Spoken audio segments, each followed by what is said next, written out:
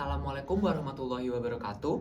Before we jump in, I would like to strongly remind you that this side of the House strongly believes that competency test for political candidates should not be a thing, and it's merely a waste of time and resources.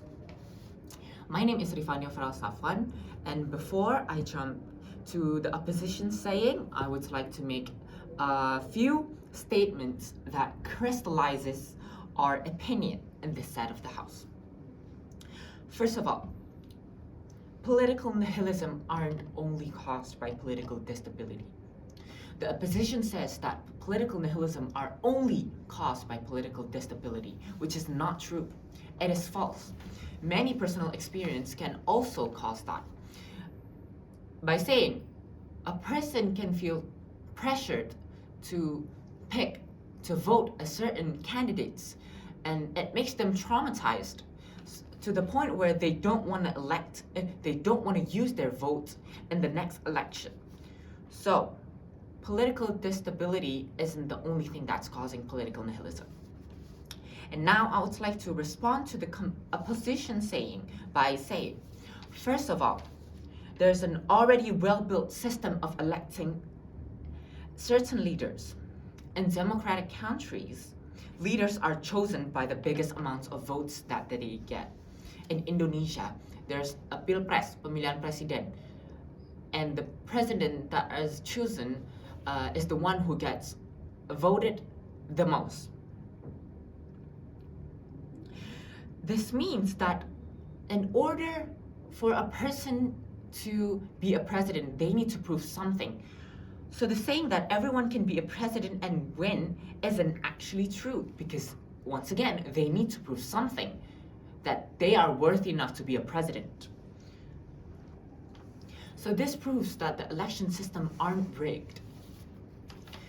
Second of all, talking about a well-built system, there is already an established minimum requirements for candidates to apply to a certain politics positions, meaning that the hypothetical situations described by the oppositions is false. If leaders turns out that they cannot lead, then what will competency test actually do? Because competency tests can be used as boundaries, which is basically the same thing as a minimum requirements. So the competency test is useless.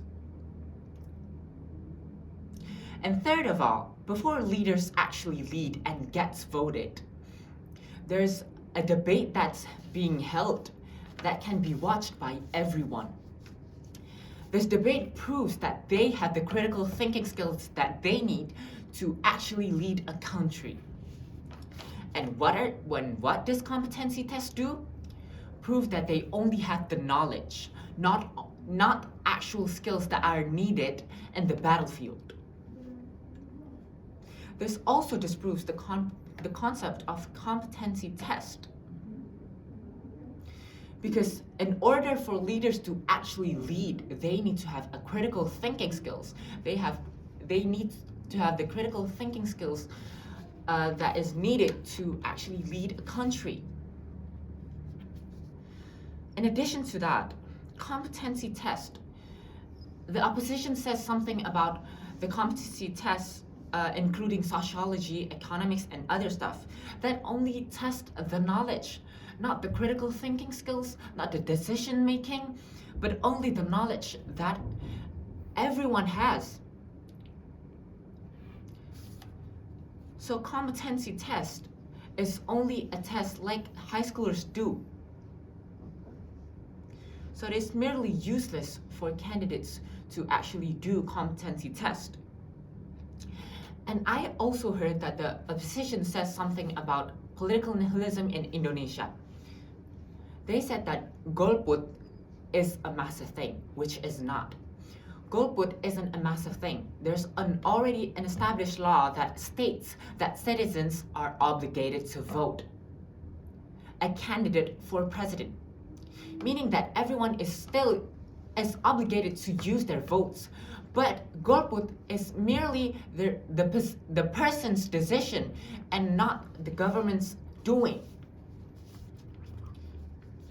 The competency test in any way cannot erase the amount of golput that there is.